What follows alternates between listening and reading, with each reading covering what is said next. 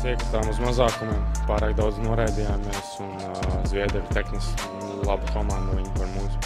Viņi mūs sodīja par to, un jau ielaidām, man liekas, 4 mazākumā, un tā nevar būt priekš nākamajā spēlē.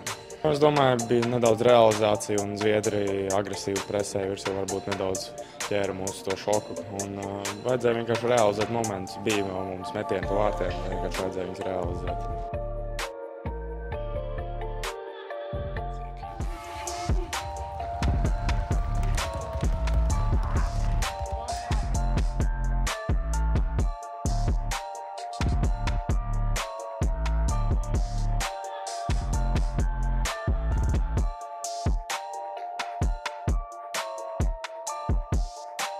Dan, kas šodien nesanāca?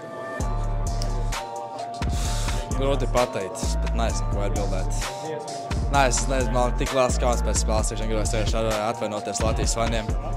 Es domāju, daudz skatījās pie televizora, un šitā spēle no mūsu puses izpildīja tiešām kauns, ka jāgatavojas nākamajām 2 spēlēm, jāparāda labāks sasniegums. Es domāju, ka iespējas ātrāk aizmirst šīs 2 spēles. Jāuzstājas, domāju, ka līderis sapulce ir ar treneriem, un kaut kā komandas jārs jādabū uz augšu, jādabūt tās pozitīvās enerģijas ģēpvē un ap džekiem. Ir šī junioru hokejā starp augšu un apakšu atšķirība ļoti liela. Pirms 2 gadiem, bija 2-5, bet tur bija cita komanda. Un viņiem cita, mums cita.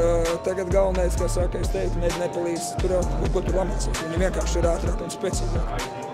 Pirmkārt, mums jāturās kopā, un ja katrs palīdīs zem beņķa un palīdīs zem sēgas, tas ir sliktākais. Varbūt šī turnīra tāda specifika un burvība ir, ka līdz ar šo zaudējumu arī nekas nav beidzies.